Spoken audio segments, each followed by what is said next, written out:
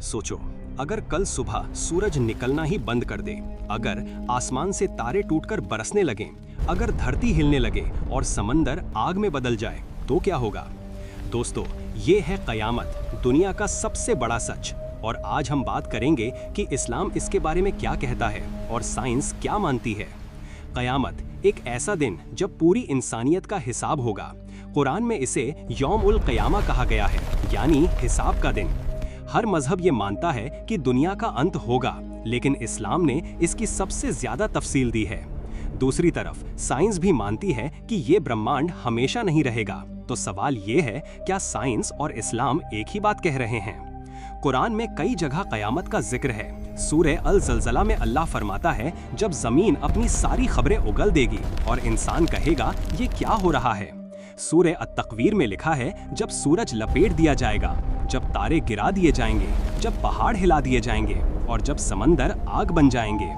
हदीस में भी कयामत की निशानियां बताई गई हैं। अमानतदारी खत्म हो जाएगी, फितने यानी फसाद आम हो जाएंगे, बेटा बाप का दुश्मन बन जाएगा और सबसे बड़ी निशानी दज्जाल का आना और फिर हजरत ईसा का वापस आना।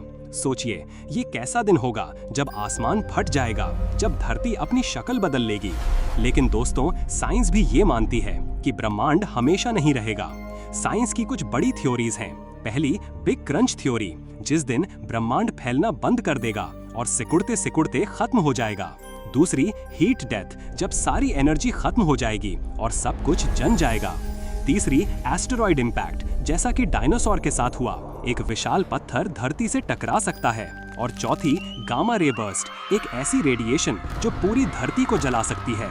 अब सवाल ये है, क्या ये बातें कुरान की तस्वीर से मिलती हैं? हाँ, जब कुरान कहता है सूरज लपेट दिया जाएगा, समंदर आग बन जाएंगे, तो ये साइंस के कई थ्योरीज से मेल खाती हैं। दोस्तों, चाहे आप साइंस पर भरोसा करो या इस्लाम पर, एक बात पक्की है, ये दुनिया हमेशा नहीं चलेगी। एक दिन सब खत्म होगा। लेकिन असली सवाल ये है, हम तैयार हैं या नहीं? इस्लाम कहता है उस दिन न पैसा काम आएगा, न ताकत, सिर्फ आपके अच्छे कर्म साथ होंगे। तो आइए आज से ये सोच लें कि जब वो दिन आए तो हम उन लोगों में हों जिनके लिए रहमत लिखी गई हो। अगर ये वीडियो आपको सोचने पर मजबूर करे तो इसे शेयर करें और कमेंट में लिखिए आपके हिसाब से कयामत कैसी होगी। सोचो, आसमान फट चुका है, काली धुआं चारों तरफ फैल चुका है, सूरज काले कोयले की तरह हो गया है, तारे एक एक करके गिर रहे हैं, धरती कांप रही है, जमीन में दरारें पड़ चुकी हैं, लोग चिल्ला रहे हैं, कोई अपने बच्चों को ढूंढ रहा है, कोई अपनी दौलत को बचाने की कोशिश कर रहा है। लेकिन उस दिन दौलत भी बेकार, रिश्ते भी बेकार, सिर्फ तुम्हारे कर्म तुम्हारे साथ होंगे। कयामत के दिन समंदर आग में बदल जाएंगे, पहाड़ रुई की तरह उड़ जाएंगे और सबसे बड़ी बात, कोई किसी को नहीं देखेगा। माँ अपने बच्चे को छोड़ देगी, भाई भाई को भूल जाएगा और हर इंसान बस यही सोचेगा, आज मेरा हिसाब क्या होगा।